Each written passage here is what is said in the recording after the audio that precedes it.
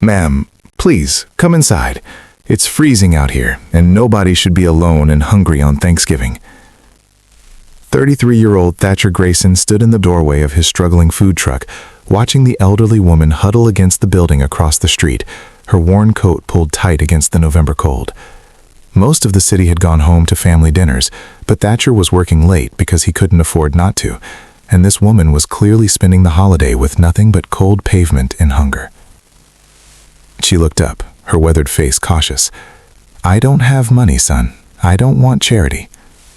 "Then call it a business transaction," Thatcher said gently. "I have food that won't keep until tomorrow, and I'd rather feed someone who needs it than throw it away. You'd actually be doing me a favor." The woman, maybe 60 years old, with silver hair and proud eyes, hesitated, then slowly made her way across the street. Thatcher guided her to the small seating area beside his truck and began preparing a full meal with the kind of care most chefs reserved for paying customers.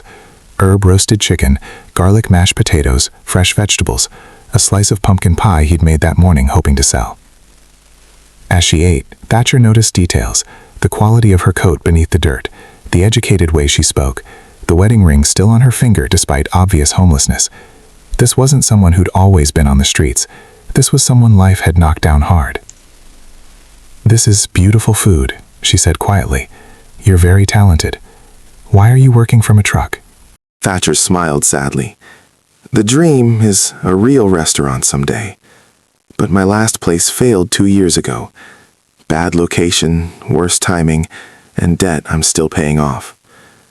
The truck is my second chance, but it's barely surviving. Some days I wonder if I should give up cooking and find something more stable." What Thatcher didn't share was the full weight of his struggle, that his parents had died when he was young, that he'd put himself through culinary school working 3 jobs, that his restaurant failure had devastated not just his finances, but his confidence, that he worked 18-hour days and still couldn't break even, that loneliness and exhaustion were wearing him down to nothing.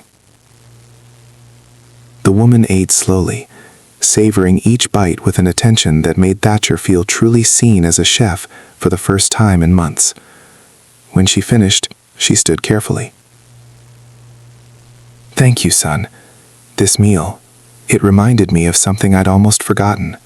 That goodness still exists. What's your name?" "I'm Thatcher." "Call me Iris," she said with a small smile. Then she walked away into the night, leaving Thatcher wondering about her story, but grateful he could offer one kind moment. 3 months passed. Thatcher's truck continued barely surviving, and he'd almost decided to sell it and move back to his small hometown when a lawyer contacted him with news that made no sense.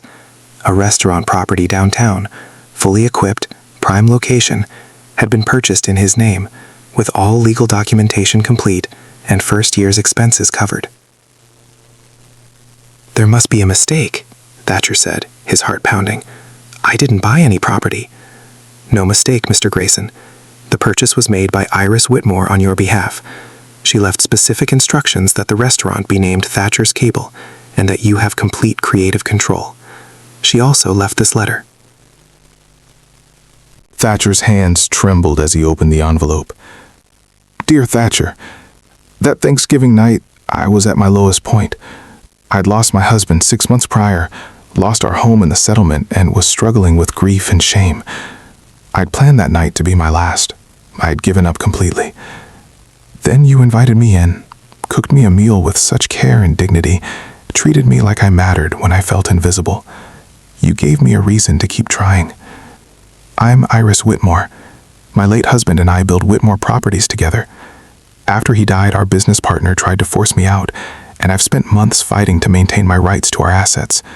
I recently won that battle. This restaurant is my thank you, not as payment for a meal, but as recognition that your gift for creating nourishment and your compassionate heart deserve a proper platform. Cook your food. Feed people who need feeding. Create the place you always dreamed of. You saved my life with simple kindness. Let me help give your dream a proper home. Iris." Thatcher sat in the lawyer's office crying, overwhelmed by the revelation that a single act of compassion had rippled outward in ways he never could have imagined. But But when he tried to contact Iris to thank her, he discovered something that made his heart sink. She'd passed away 2 weeks after finalizing the restaurant purchase, her health already failing from months of stress and homelessness. She'd fought her legal battle while battling cancer she'd hidden, won back her assets, and used them to help the stranger who'd shown her kindness when she had nothing. At the restaurant opening 6 months later, Thatcher discovered one more element of Iris's gift. Her 24-year-old daughter, Clover, stood nervously in the doorway. "I'm Iris Whitmore's daughter," she said quietly. "I wanted to meet you, to tell you what you meant to her." Over coffee, Clover shared her mother's story, the happy marriage, the business partner's betrayal after her father's death, Iris's pride keeping her from asking Clover for help, the deep depression that had nearly ended in tragedy until one chef's kindness gave her a reason to keep fighting. "She spent her last weeks making sure this restaurant happened," Clover said, tears streaming. "She told me, that young man saved me with a meal and dignity when I felt worthless. I want him to know that kindness matters, that small acts can be someone's turning point. She wanted you to succeed not just with property, but with purpose. She believed in your heart as much as your cooking." Thatcher learned that Iris had been equally kind. She'd left Clover financially secure, established scholarships for struggling culinary students, created a foundation supporting homeless individuals with job training and housing assistance. Her final act of giving Thatcher the restaurant was part of a larger pattern of paying forward the compassion she'd received. "She also left me instructions," Clover added, "to offer you partnership in her foundation's culinary program, training homeless individuals in cooking and food service, giving them skills and second chances.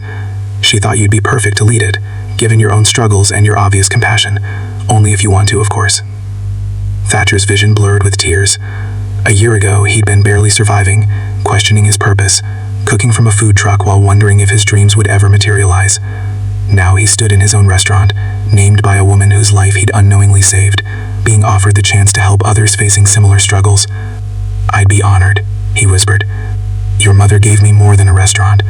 She reminded me why I became a chef, not for acclaim or profit, but to nourish people, to create moments of comfort and dignity through food.